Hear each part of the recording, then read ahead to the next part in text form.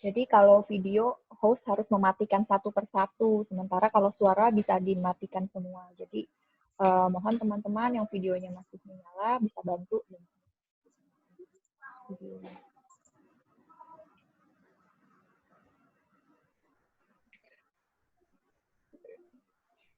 Ya, senang sekali kita sudah kedatangan Niklas Reumann. Ya. Dia adalah seorang dokter yang berfokus pada studi tentang variasi bahasa isyarat Indonesia. Dan Nick sudah menghasilkan sebuah buku tahun 2019 yang lalu. Juga saya sempat bertemu di Prancis ketika ada acara Kongres WFD.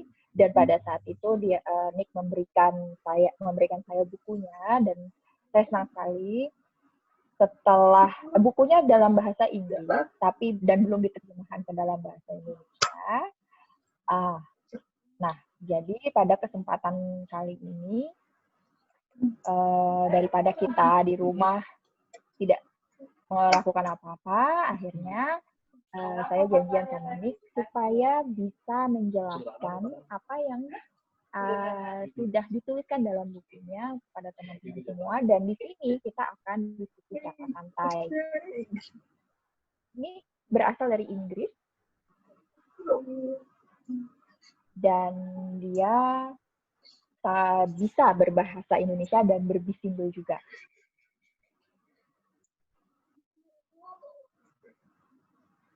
Dan di sini ada Silva dan Ruli yang akan menjadi juru bahasa dari bahasa Indonesia ke bahasa isyarat dan sebaliknya dari bahasa isyarat Indonesia ke bahasa Indonesia.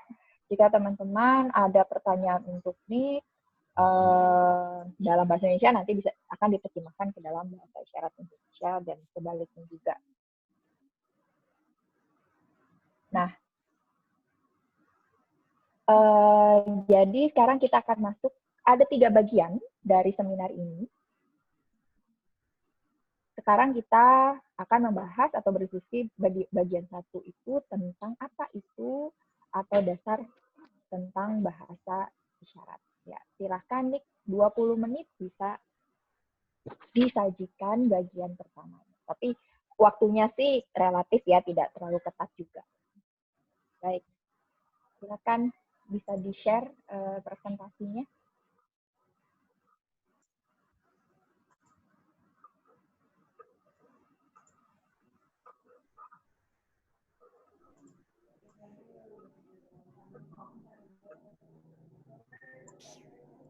Oke, baik.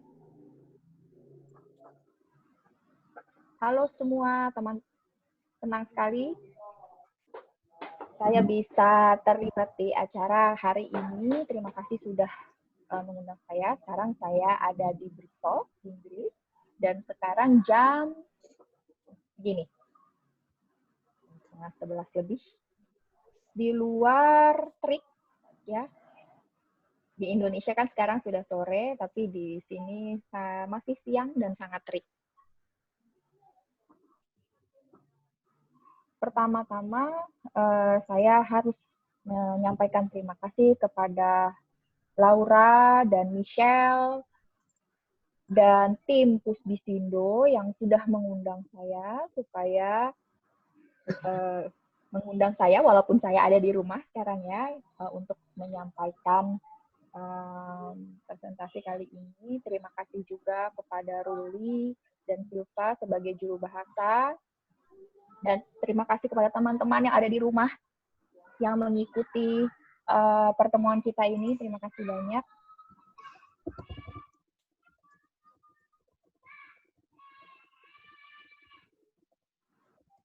Saya mungkin di sini ada 200-300 orang tuli dengar ya yang ada di sini. Nah, kalau kita lihat di Indonesia,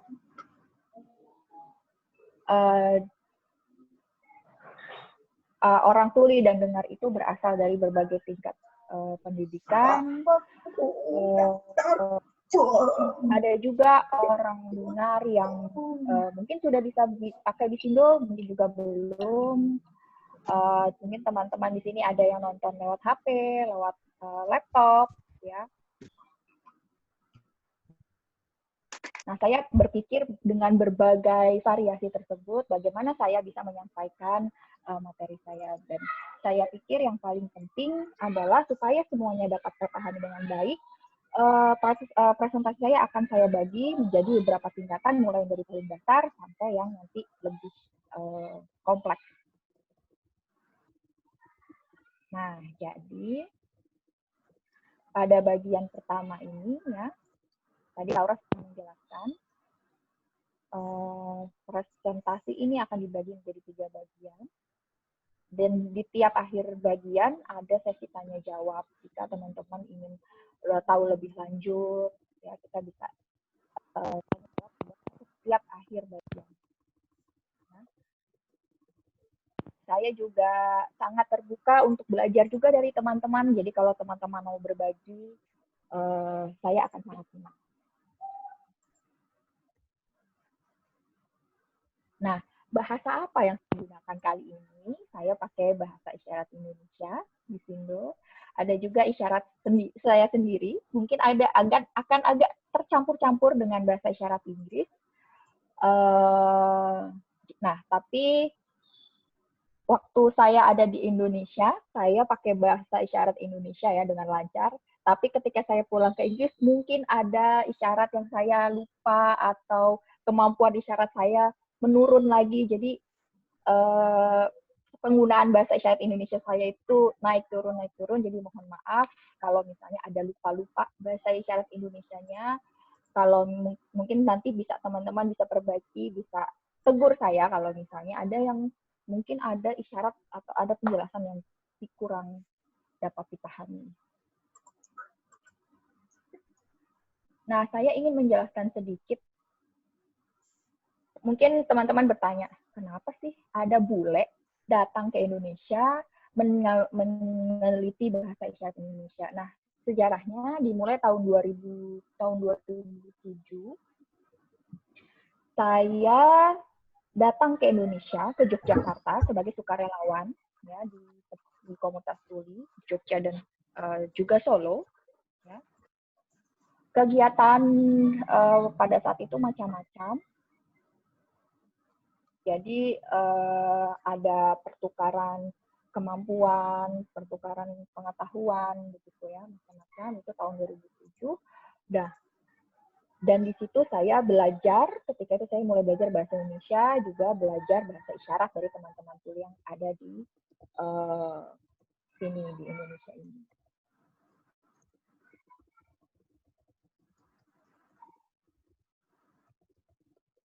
Lalu setelah pekerjaan sukarelawan saya selesai, saya kembali ke Inggris, tapi saya tetap rasanya ingin sekali tetap berkontribusi untuk teman-teman tuli di Indonesia. Jadi saya waktu itu tahun 2010 mulai penelitian, ya, melakukan penelitian tentang bahasa isyarat Indonesia.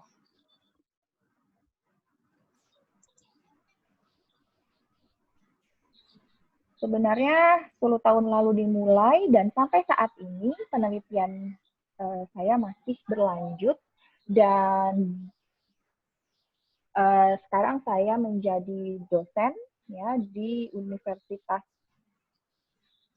di Inggris, yaitu di UCLAN ya, yang ada di Inggris. Dan di sana bahasa isyaratnya UCLAN itu seperti ini. Dan di sana ada pusat penelitian untuk bahasa-bahasa isyarat di dunia. Jadi kami meneliti bahasa isyarat dari berbagai belahan.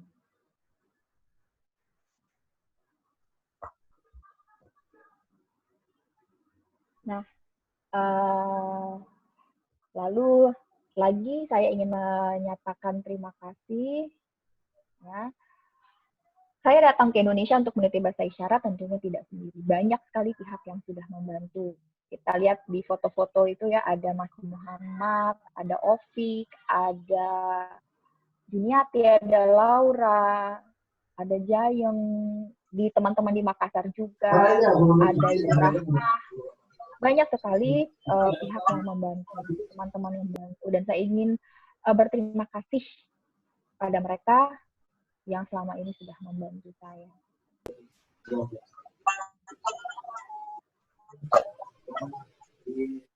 Nah, di universitas saya, di unit penelitian saya, kami melakukan kajian-kajian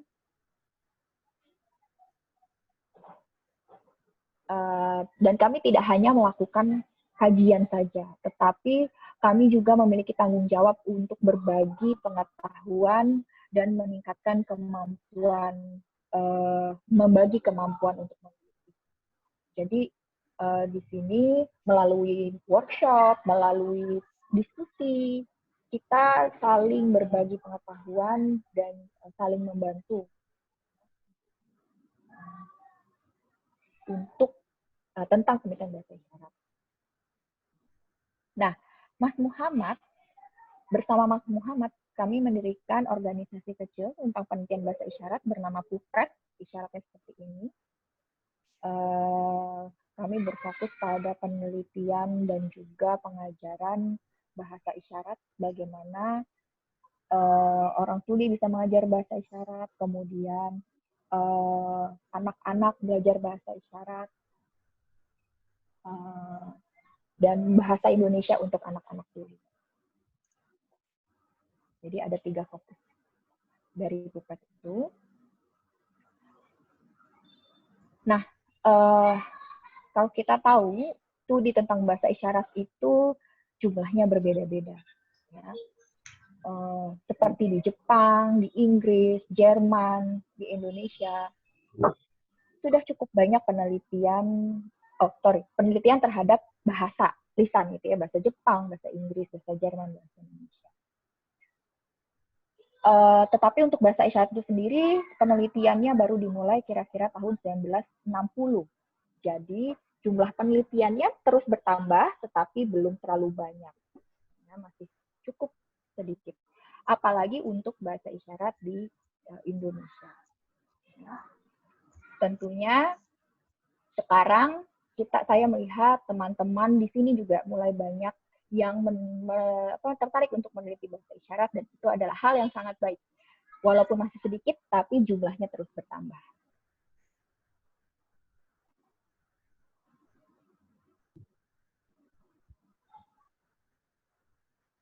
Nah, tadi Laura sempat menyebutkan sebuah buku. Nah, ini bukunya. Dan pada kali ini saya akan menjelaskan sebenarnya isi dari buku itu apa. Dan saya meminta maaf ya, karena buku ini dalam bahasa Inggris. Karena aturan di universitas tempat saya bekerja adalah buku yang diterbitkan harus dalam bahasa Inggris. Tapi saya sekarang sedang menulis sebuah buku lain dalam bahasa Indonesia. Saya berharap dan buku itu dalam bahasa Indonesia. Dan yang kedua juga buku ini harganya cukup mahal ya, karena di Inggris itu harga buku memang sangat mahal. Jadi tetapi saya sudah memberikan buku ini ke beberapa tempat, Solo, Bali, Makassar, ke UI, Universitas Indonesia, Atmajaya juga, Universitas Atmajaya. Ya. Saya sudah memberikan buku ini, dan jika teman-teman ingin membacanya, mungkin teman-teman bisa meminjam atau kontak mereka ya untuk melihat buku tersebut.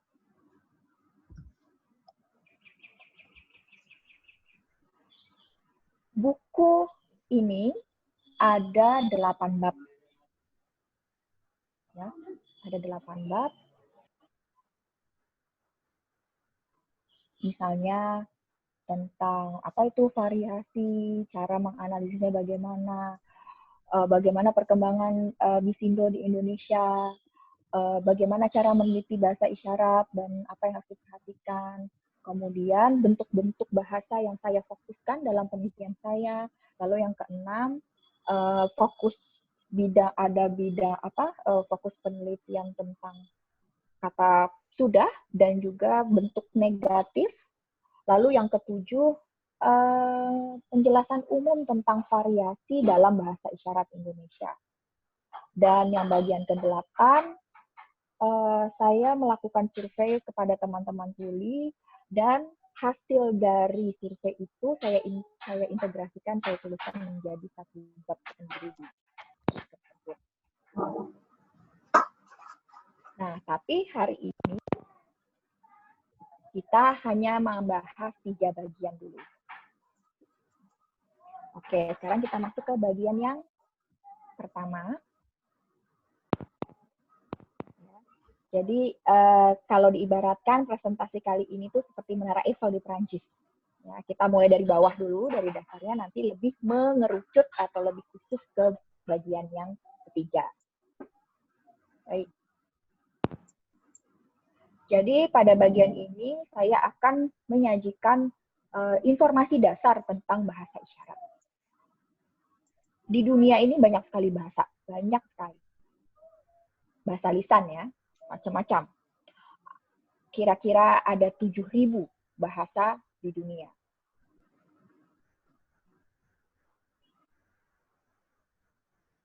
Orang sering berpikir bahwa bahasa isyarat itu cuma satu di seluruh dunia. Kenyataannya tentu tidak, kan? Bermacam-macam juga. Pastinya bahasa isyarat itu macam-macam. Saya besar di Inggris, saya pakai bahasa isyarat yang berbeda dengan teman-teman yang ada di sini pastinya. Waktu saya datang ke Indonesia, ya bahasa isyaratnya ternyata berbeda lagi, kan? Sama juga orang mungkin berpikir di sebuah negara bahasanya cuma satu. Ternyata tidak. Bisa saja di sebuah negara, misalnya Kanada, ya, di Kanada itu, Kanada kan satu negara, tapi ada 3 bahasa isyarat yang digunakan di situ. Yang pertama adalah bahasa isyarat Amerika, atau biasanya disebut ASL. Yang kedua, yang di bagian berwarna merah, itu bahasa isyarat Quebec. Dan yang di Kanada bagian utara itu yang daerahnya sangat dingin, yang orang-orang itu biasanya memakai pakaian tebal, topi bulu, itu juga bahasa isyaratnya berbeda, bahasa isyarat ini. Jadi dalam satu negara ada 3 bahasa isyarat yang berbeda.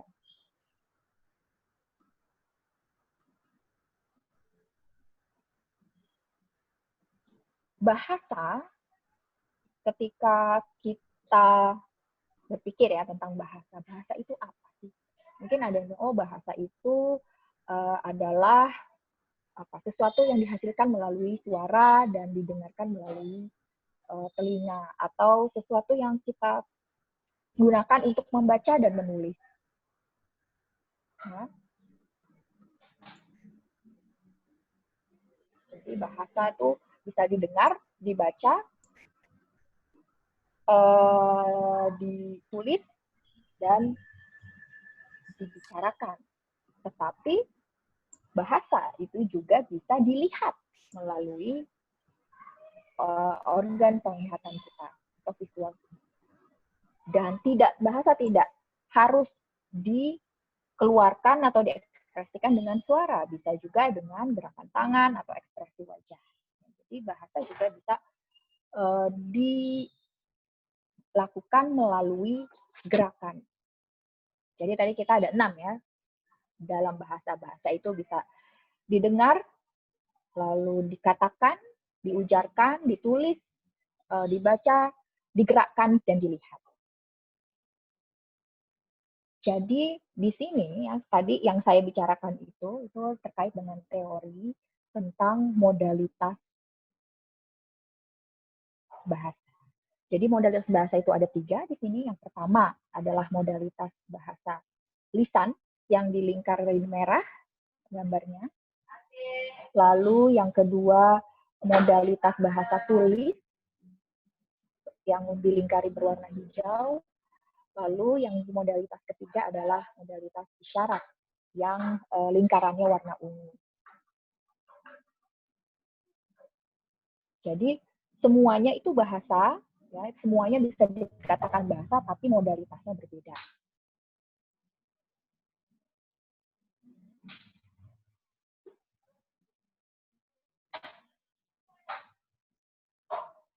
Kita lihat di dunia itu ada misalnya bahasa Inggris, Jerman, Jepang, Indonesia, dan sebagainya. Bahasa isyarat, ada misalnya bahasa isyarat Amerika atau ASL, bahasa isyarat Inggris atau BSL, bahasa isyarat Indonesia, dan lain sebagainya.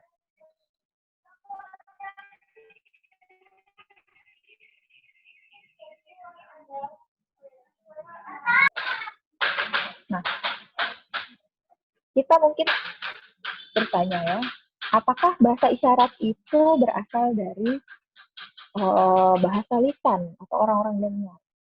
Tidak. Jadi memang bahasa isyarat itu adalah bahasa yang memang tumbuh di kalangan komunitas tuli. Orang-orang anak-anak tuli melalui interaksinya, lalu mengungkapkan gagasan dan sebagainya oleh di sekolah tuli misalnya.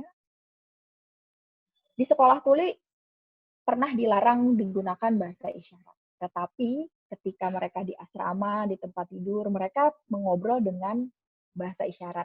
Coba kita lihat foto yang ada di sini. Bagaimana anak-anak tuli itu sangat suka mengekspresikan dirinya melalui bahasa isyarat. Dan kita lihat di belakang ada guru yang diem ya. Tapi anak-anaknya kita lihat sangat aktif berbahasa isyarat. Jadi disitulah bahasa isyarat tumbuh. Karena yaitu dengan melalui masyarakat tuli itu sendiri atau komunitas tuli.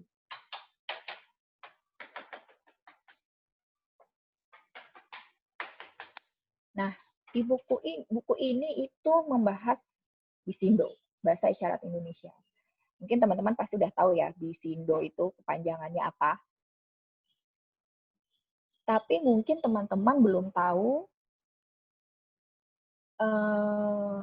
kata Bisindo itu siapa sih gagasannya, siapa yang membuat gagasan nama Bisindo.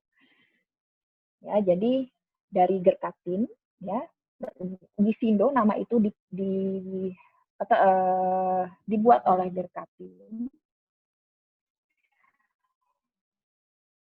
Dan ini kapan muncul istilah Bisindo ini? Ya, sekitar tahun 1919 ya, 50-an. Dan sebelum itu belum persis diketahui, tapi bisa saja bahasa isyarat itu sudah digunakan. Tetapi memang sebelum tahun 1950-an belum terkumpul bukti penggunaan Bisindo ini. Saya melakukan penelitian tentang sejarah Bisindo ini menggunakan peta. Ya, saya menggambar peta Indonesia, kemudian saya meminta teman-teman untuk membantu, ya, berpendapat, ya. Kita lihat di sini di foto untuk menandai bahasa isyarat yang digunakan. Jadi misalnya kapan didirikan sekolah di wilayah yang satu, kapan didirikan sekolah di wilayah lainnya dan sebagainya.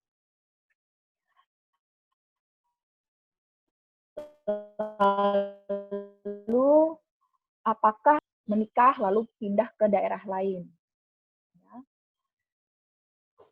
Jadi perpindahan ternyata banyak perpindahan yang dilakukan oleh orang tuli ke daerah lain. Dan itu mempengaruhi perkembangan bahasa isyarat Indonesia selanjutnya. Saya juga ada hasil wawancara dengan orang-orang tua dan sekarang tapi sudah meninggal. Tapi alhamdulillah sempat bertemu dan mewawancara, juga merekam ya hasil wawancaranya.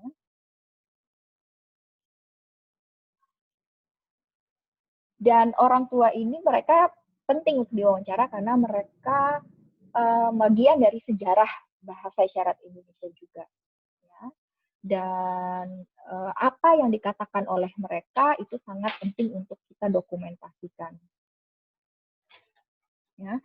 Sangat disayangkan kalau misalnya kita tidak mewawancarai orang-orang tua tentang sejarah bahasa isyarat, karena nanti kita tidak akan mendapatkan ilmu atau gambaran yang jelas tentang perkembangan bahasa isyarat Indonesia.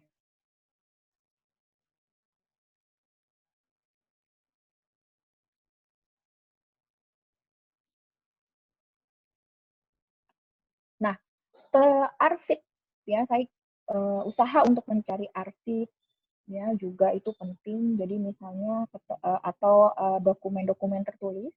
Jadi misalnya dulu tahun 1930 ada orang bule, orang asing yang meminta dana karena ada anak tuli yang tidak dia melihat ada anak tuli yang tidak bisa sekolah, sehingga dia meminta dana supaya dia bisa membangun sebuah sekolah, ya, yaitu di Bandung. Pada akhirnya sekolah tuli itu dibangun tahun 1933 dengan nama Sekolah Cicendo. Nah, jadi sekolah Cicendo ini adalah sekolah tuli pertama di Indonesia. Ya, jadi teman anak tuli belajar ketika itu berkumpul dan belajar di sana. Kita lihat di sini ada foto-foto dari zaman itu ya. Ada tahun 1956 misalnya ada foto-foto orang-orang Belanda ini, kepala sekolah. Ya, ini fotonya. Jadi bisa kita lihat. Kemudian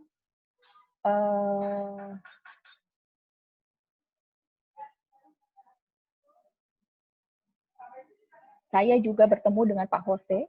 Dia sudah tua. Kemudian dia orang Belanda, lalu pergi ke Belanda dan juga ke Bandung untuk kemudian saya mau wawancara tentang perjalanan atau pengalamannya.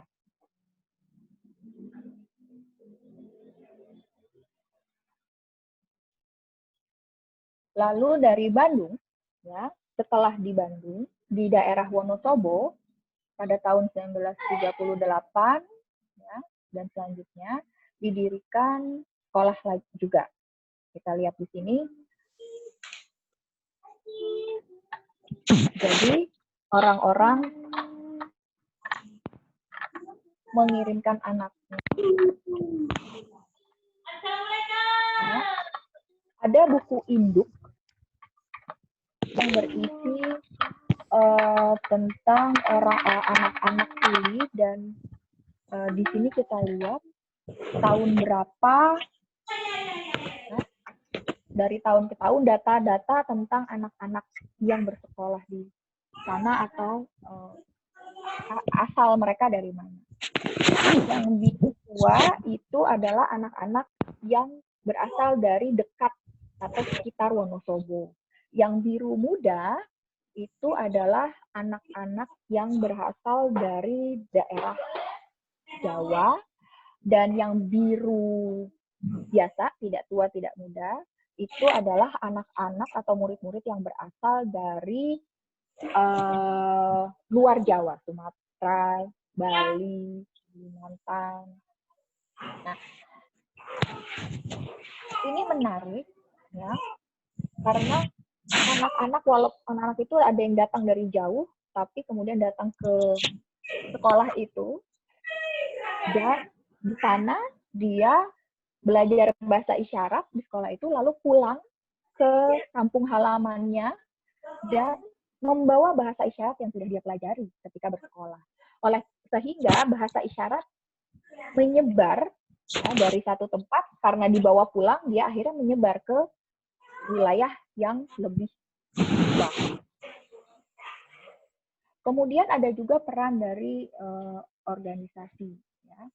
Jadi biasanya sudah lulus sekolah, ada organisasi di mana orang-orang tuli tetap bisa berkumpul terus. Dan di sini ada data organisasi apa didirikan tahun berapa. Ya, berarti aku yang belum. Nah, berkat waktu itu ada Kongres Gerkatin pertama tahun 1981.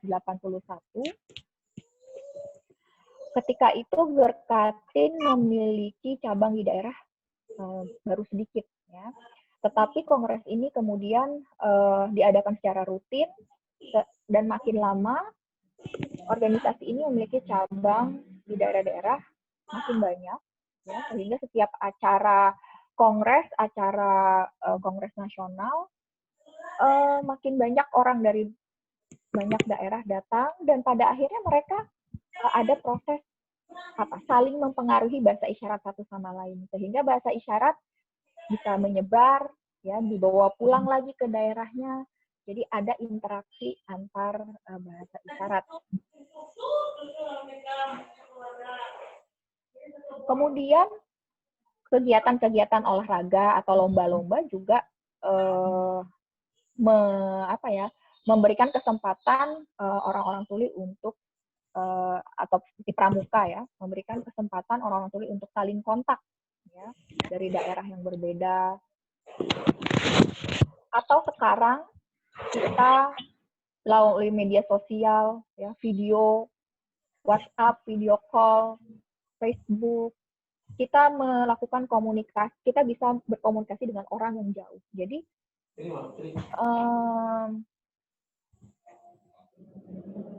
melalui kita mengetahui, ya, melalui pengetahuan sejarah, kita bisa melihat perkembangan bahasa isyarat Indonesia, bagaimana dia berkembang, menyebar, dan meluas. Nah, ini adalah akhir bagian pertama saya. Saya akan menunggu pertanyaan dari teman-teman. Silakan.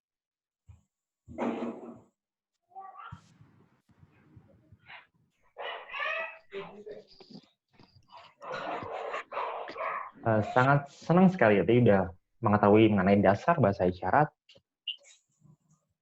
Mungkin jika ada yang ingin bertanya dari 3 bagian.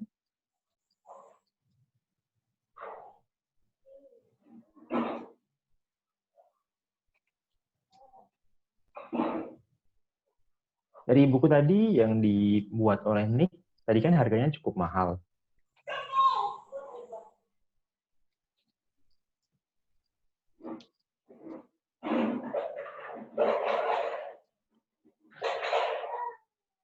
Buku ini tahun 2019, kemudian besok tahun 2024 akan dipublikasikan melalui internet atau namanya e-book.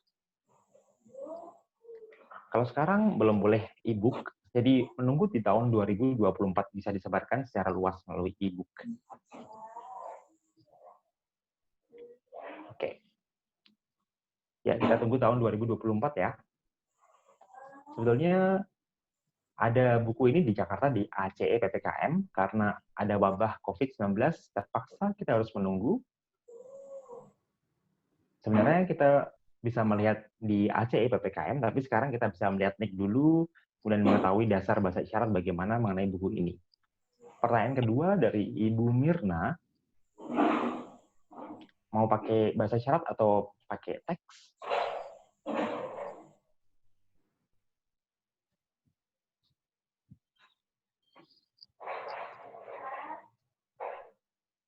Bu Mirna tidak bisa? Oke.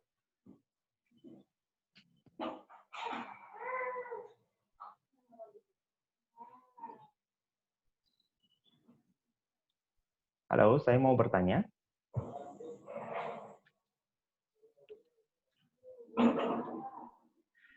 Saya bertanya mengenai buku Bisindo. Apakah bisa melihat saya?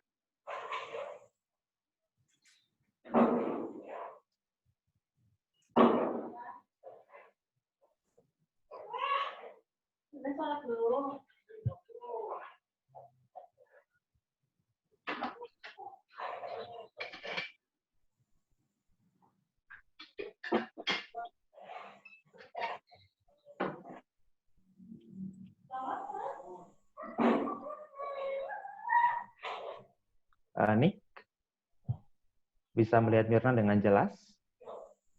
Mirnanya nggak ada. Mirna yang mana? Oh.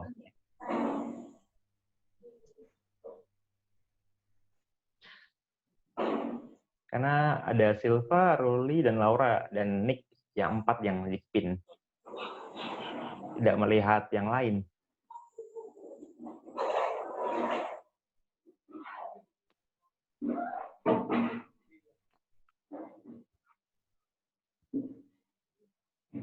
Yang lain tunggu ya. Tunggu Ti.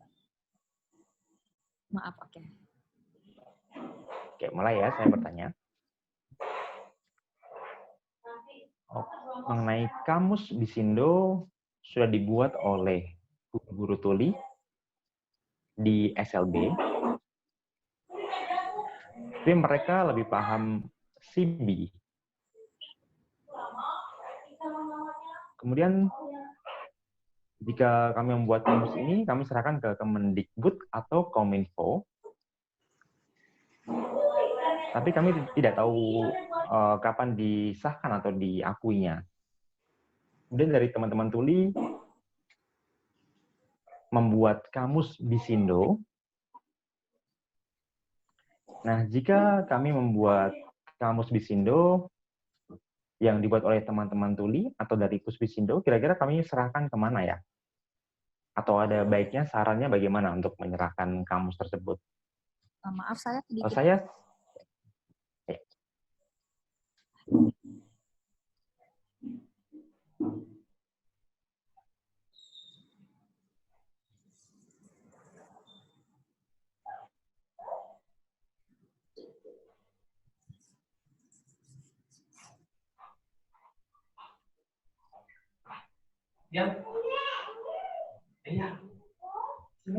di SLB ada beberapa orang yang paham CB dan Bisindo.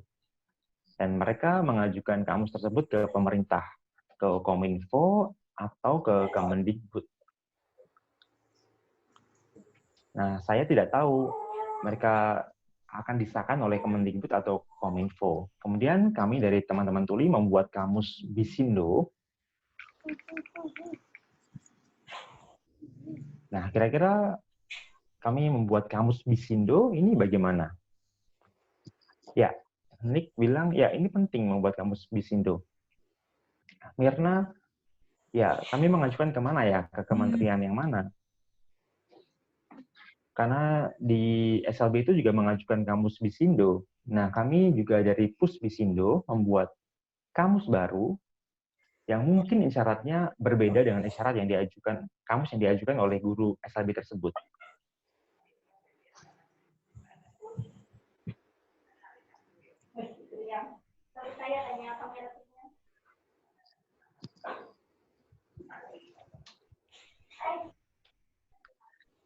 Maksudnya, yang dimaksud oleh Ibu Mirna adalah kamus, CB, dan Bisindo. Nah, kami dari Pusbisindo yang bekerja sama dengan LRBI, dengan Ibu Silva, Kakak, dan teman-teman yang lain membuat kamus. Dan ada tulinya yaitu ada Adi dan lain-lain. Dan sekarang sedang masih berproses membuat kamus Bisindo ini. Menurut Nick bagaimana? Apakah kami harus tetap jalan atau bagaimana? Ya.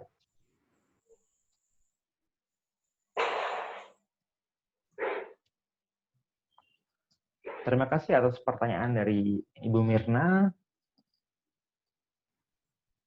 Kita harus merekam beberapa isyarat yang ada di Indonesia, itu hal yang sangat penting. Contohnya isyaratnya yang ini, dimasukkan ke dalam database. Jadi berbagai macam isyarat yang kita lihat di beberapa daerah diambil datanya, itu hal yang sangat penting. Karena kita harus tahu, harus disimpan data tersebut. Jika tidak seperti itu, kita tidak tahu, tidak ada data yang tersimpan.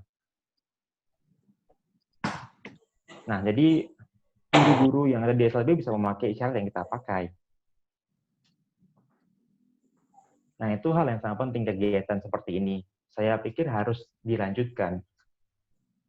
Bukan hanya di satu daerah saja, tapi di semua daerah di Indonesia harus melakukan hal yang sama. Apakah cukup jelas? Bu Mirna bilang, ya terima kasih.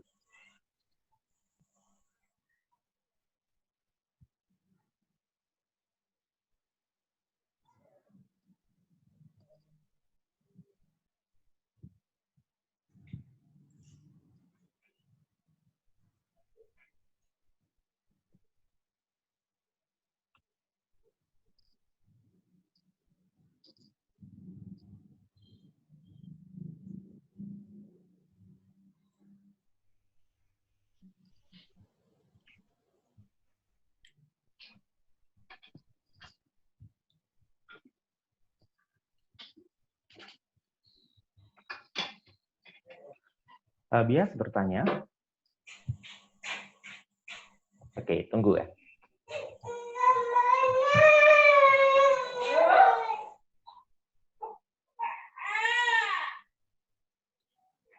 Ada mantan pengurus Gerkatin. Nick, apakah melihat saya?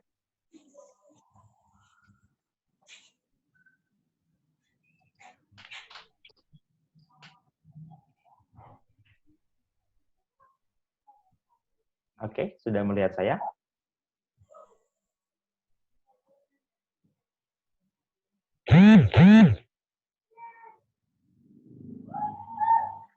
Bias bertanya. Sekarang ada satu orang mantan pengurus Gerkatin. Beliau seorang tuli.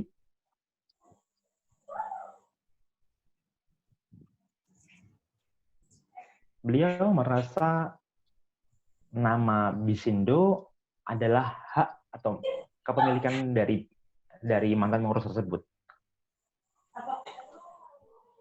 Jadi dia merasa memiliki hak cipta atas nama Bisindo. Itu milik saya, beliau bilang. Jadi beliau merasa saya yang membuat atau yang menciptakan Bisindo.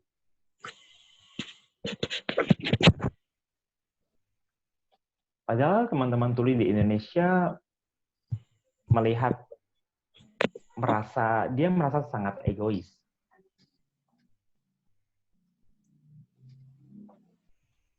Contohnya, mungkin teman-teman bisa membuat nama yang lain. Bahasa isyarat Jogja, bahasa isyarat Jakarta, atau bahasa isyarat yang lain. Tapi beliau bilang nama Bisindo adalah hak cipta saya, atau itu punya saya.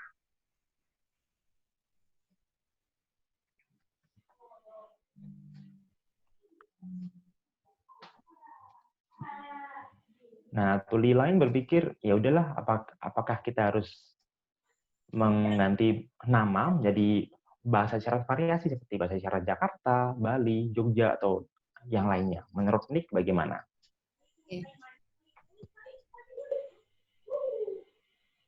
Sebetulnya ini terjadi juga di berbagai belahan dunia ya.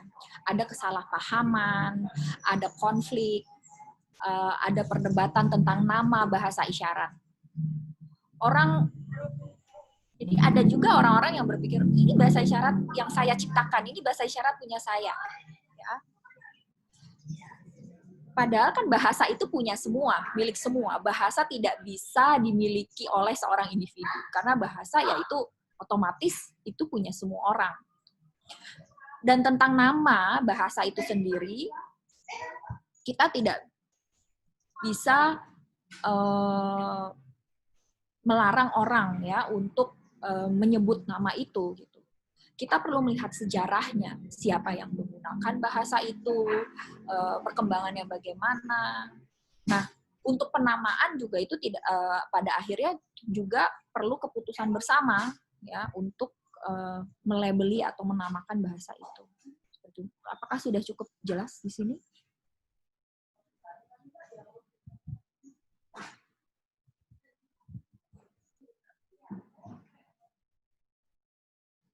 Apakah bias sudah cukup jelas? Oke, baik. Kalau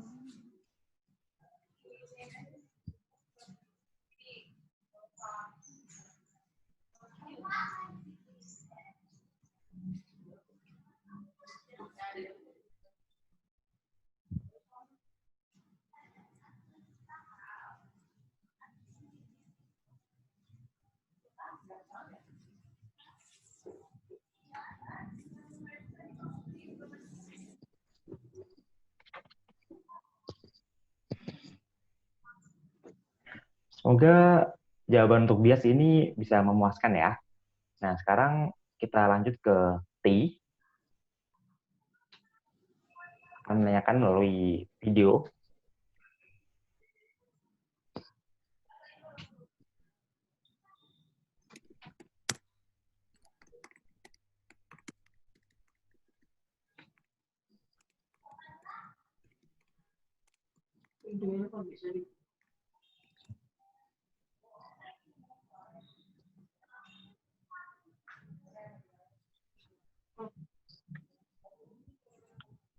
Halo, selamat sore. Perkenalkan, nama saya Putri.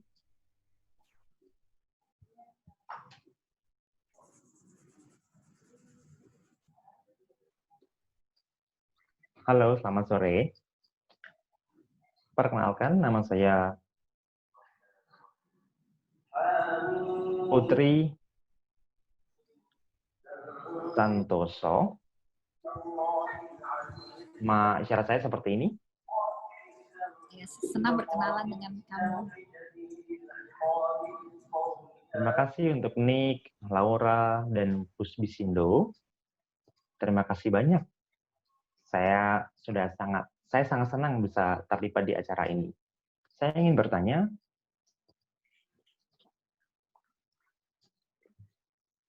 bagaimana untuk bahasa isyarat seperti pelayanan yang ada di bank, kemudian di pasar, kemudian pelayanan yang ada di rumah sakit. Sekarang kan ada wabah COVID-19. Kalau saya pergi ke pasar belanja, kemudian pergi ke bank, mereka selalu memakai masker. Mereka tidak mau membukanya. Padahal saya tidak mengerti apa yang diucapkan kalau mereka tetap memakai masker. Terpaksa saya menggunakan tulisan jika berkomunikasi dengan mereka.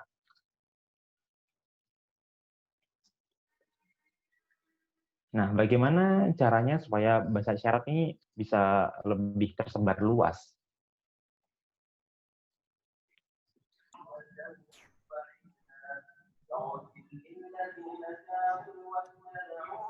Oke, terima kasih Ti.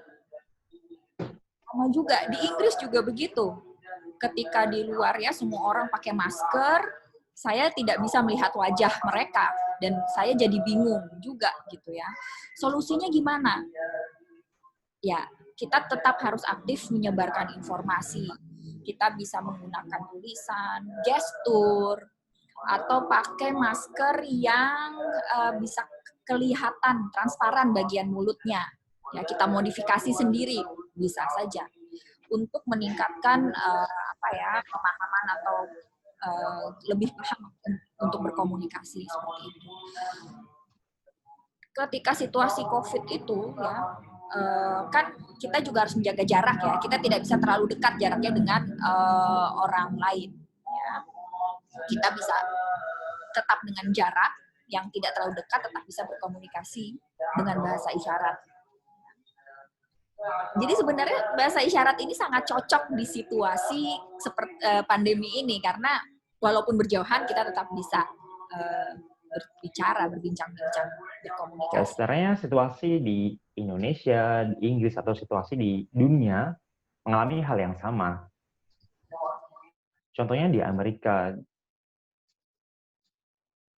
banyak orang yang tidak memakai masker, atau tidak ada masker yang transparan. Tapi di Indonesia, sudah ada yang menjahit membuat masker transparan. Itu hal yang sangat baik. Jika dibandingkan dengan Amerika, Indonesia bagaimana? Ya, bisa dinilai sendiri ya. Untuk sosialisasi bahasa isyarat,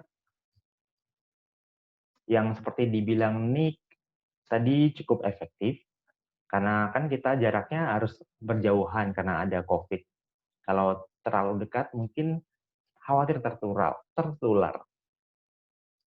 Ya, kita harus tetap berjuang ya di situasi pandemi ini.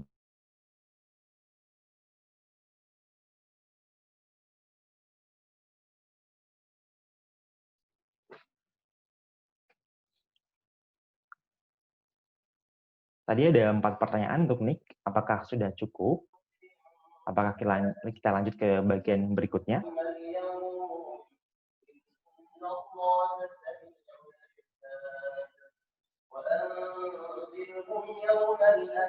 Maaf, untuk pertanyaan lain kita lanjut ke sesi kedua ya. Mungkin setelah bagian kedua, nanti bisa tanya lagi. Nah, jika ada pertanyaan yang mungkin bisa ditanyakan di sesi kedua, nanti kita tanya lagi ya. Kita sambung ke Nick lagi.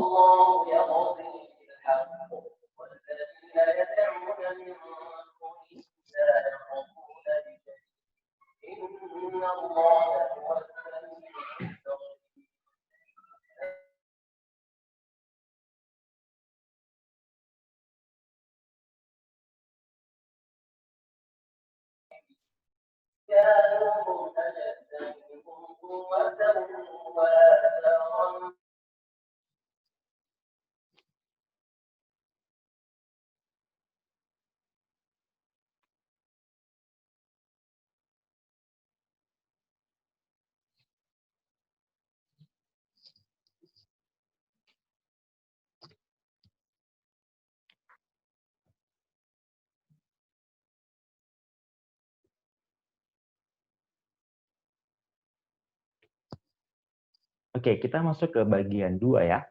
Tadi kan saya sudah bilang seperti menara Eiffel di Paris. Kita menuju ke tahap kedua.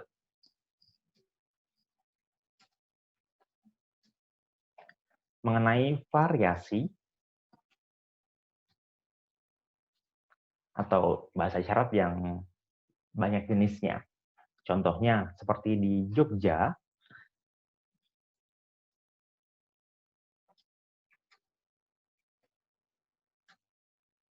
ada yang bilang Jogja, Jogja, ada yang bilang Jogja, ada yang bilang Yogyakarta. Ya, itu kan ejaannya lain-lain ya. Tapi yang dimaksud sama di kota tersebut. Kalau di Indonesia ada, lihat di foto itu ada nama WC. Di Indonesia disebutnya apa? Ada yang bilang WC, ada yang bilang toilet, atau ada yang bilang kamar kecil. Tapi maksudnya sama kan? Tapi ada beberapa jenis kata. Begitu juga di Inggris. Contohnya ada beberapa kata dalam bahasa Inggris. Ada WC itu ada 6. Toilet, ada lavatory, ada low, ada bog, ada hazy, ada privy. Nah, itu kan ada beberapa jenis kata, tapi yang dimaksud sama.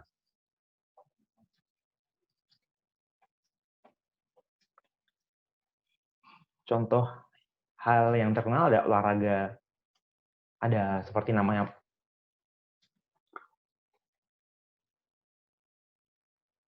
ada BAP atau BARM, itu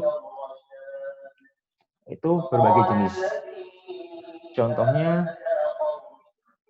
Contohnya variasi untuk satu kata tersebut yang dimaksud satu, tapi ada beberapa kata yang tujuannya sama yang dimaksud dari benda tersebut. Seperti dalam bahasa Indonesia, ada bisa, dapat, paham, mengerti, kemudian betul, benar, kalau, jika, bila, itu kan beberapa jenis kata yang berbeda, tapi maksudnya sama.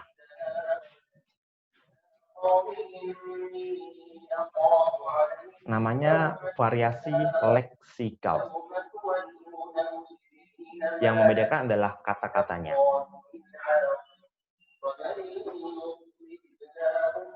Kalau di Inggris ada beberapa variasi leksikal, yaitu ada namanya BSL. Kami di Inggris menggunakan BSL, British Sign Language.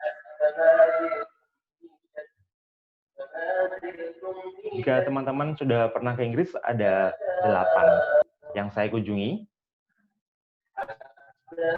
Jumlahnya 249 orang yang saya teliti. Saya sudah bertanya ke beberapa orang tersebut, ini syaratnya apa? Ini syaratnya apa? Ini syaratnya apa?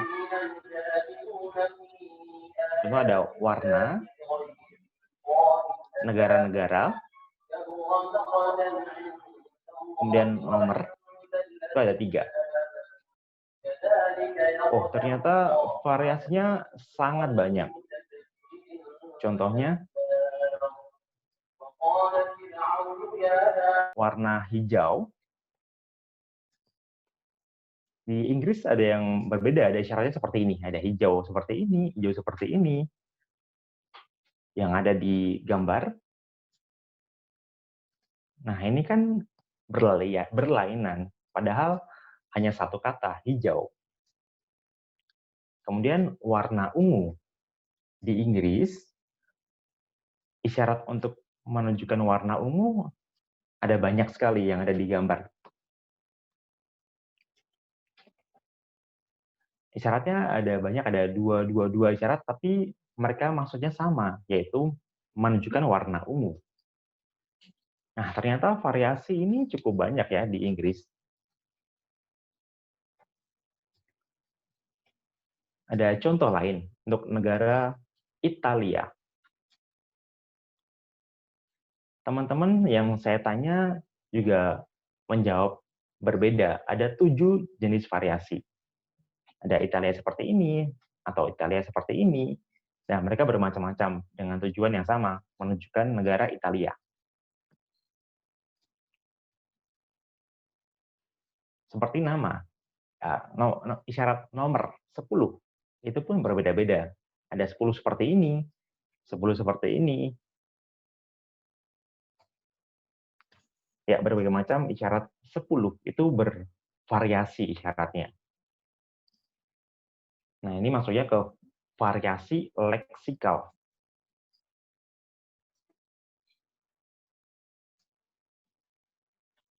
Kemudian, perbedaan variasi gramatikal. Ada hubungannya dengan beberapa kata, contohnya yang dilihat di gambar. Ada kue. Kue dimakan siapa? Dimakan oleh Nick. Ada 3 kalimat yang berbeda. Ada 3 variasi kalimat yang berbeda. Itu di dalam bahasa Indonesia. Dari ketiga kalimat tersebut, maksudnya sama. Ya, mungkin ada sedikit perbedaan di tiap kata. Mungkin kata itu dipindah ke depan, kata itu dipindah ke belakang. Itu adalah sebuah contoh variasi gramatikal.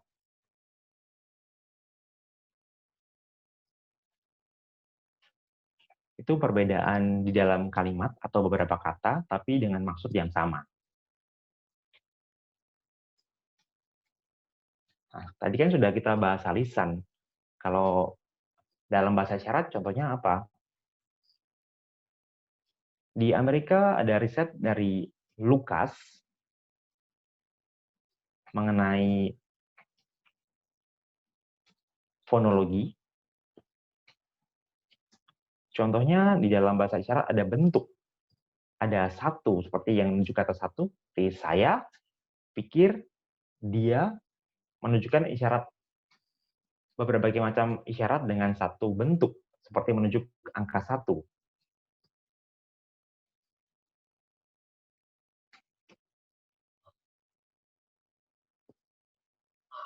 Nah, seperti ada kata saya, biasanya itu menunjukkan dengan satu jari aja. Saya di sini bukan beberapa jari.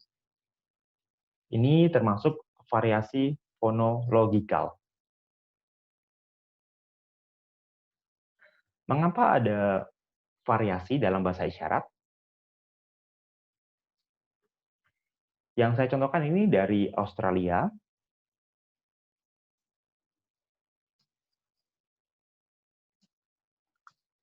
Orang bilang, saya jelek atau asma saya. Sebetulnya isyaratnya saya.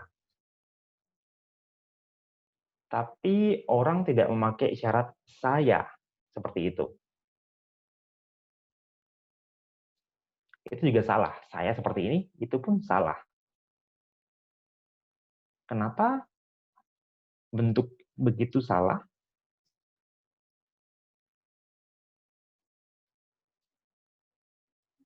Seperti jelek asma saya, seperti itu. Jadi caranya seperti yang dicontohkan ini.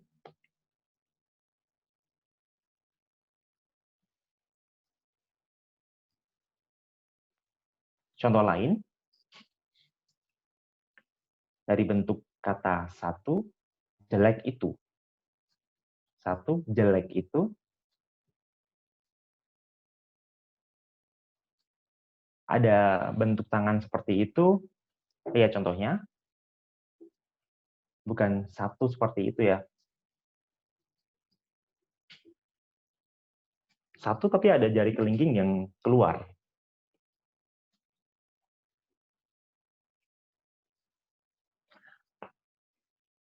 Contohnya ini ada pengaruh. Seperti awalnya jari telunjuk saja, kemudian muncul jari kelingking yang dimunculkan. Itu ada pengaruh.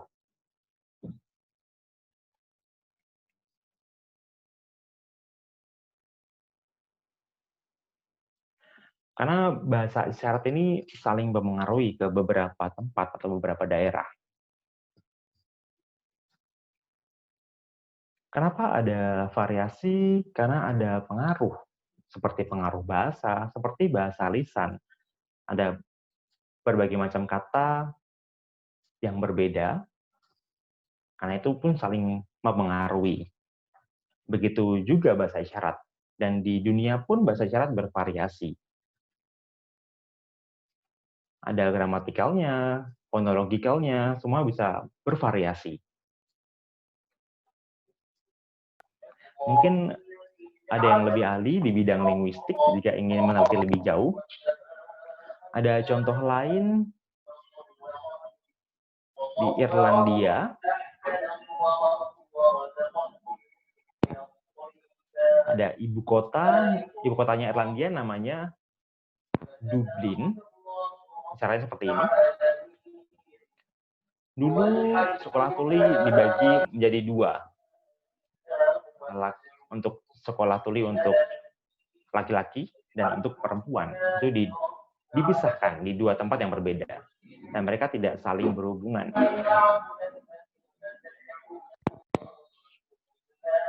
Nah, jika kalian melihat apakah isyarat yang laki-laki dan perempuan sama? Tidak. Mereka berbeda. Memiliki dua bahasa isyarat yang berbeda. Contohnya apel. Yang apel seperti ini, yang perempuan. Yang cowok seperti ini. Putri isyaratnya seperti ini. Yang cowok seperti ini. Itu pun berbeda. Nah, karena sekolahnya berbeda, sekolah untuk laki-laki dan sekolah untuk perempuan.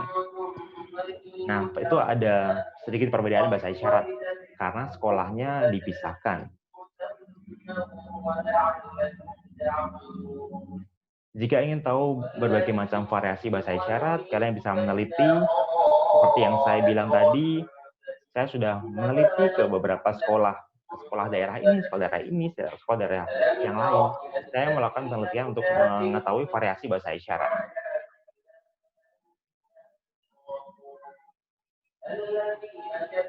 Mengapa ada variasi? Karena ada pengaruh dari sosial atau lingkungan dari laki-laki dan perempuan. Di sini ada dua gambar yang saya perlihatkan.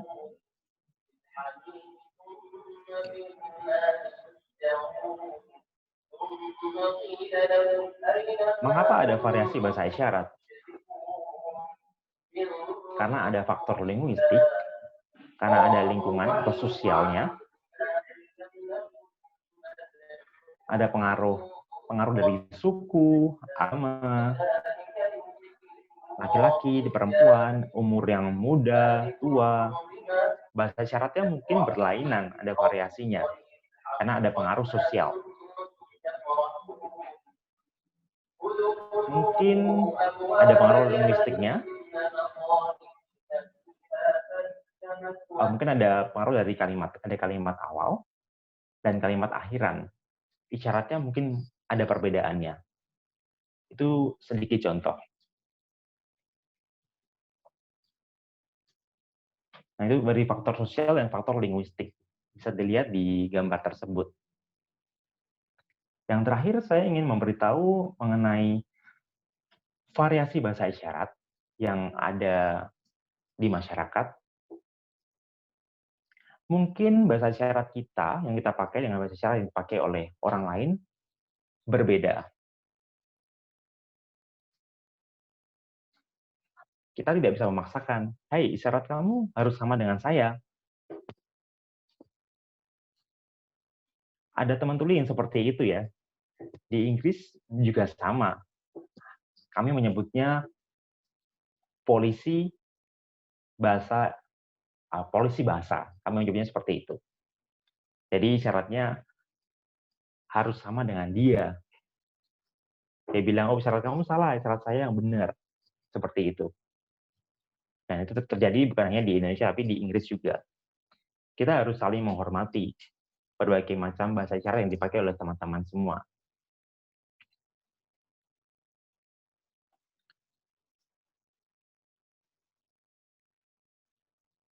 Nah, itu dari pemikiran teman-teman tuli ya. Kalau teman-teman dengar bagaimana? Biasanya teman dengar berpikiran, banyak variasi isyarat nih, sulit. Saya ingin hanya ada bahasa isyarat satu saja. Kemudian ada yang bilang lagi, dia mengajari isyarat saya seperti ini, kenapa isyarat yang ini berbeda? Padahal sama, bahasa lisan juga ada variasi dalam bahasa, bukan hanya bahasa isyarat.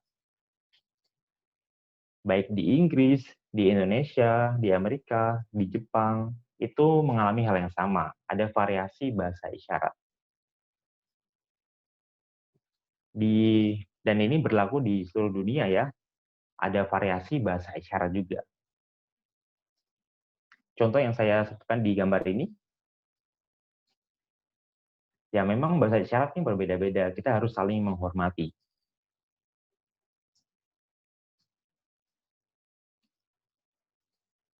Oke, saya menjelaskan sedikit mengenai latar belakang. Kita akan masuk ke bagian tanya jawab.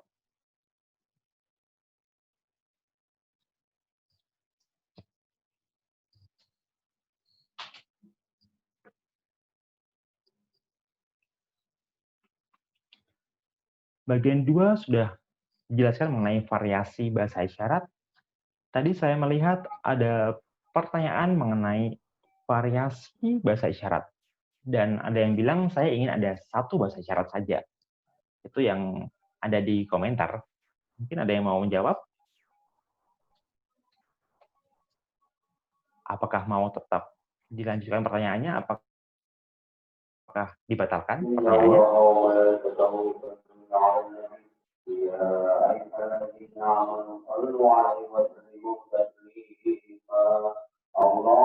Nah, dia ingin Miftah ingin ada jawaban dari ini. Mau diketik atau video?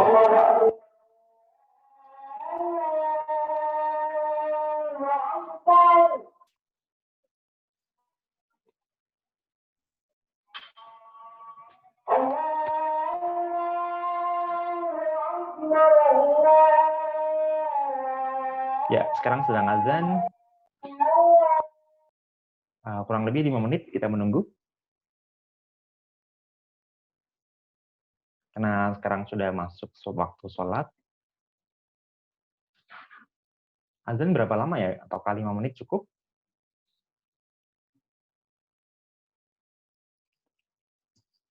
Oke, kita jeda dulu 5 menit. Menunggu azan selesai. Mungkin 17.53 kita kembali lagi. Oke, kita jeda dulu ya, 5 menit.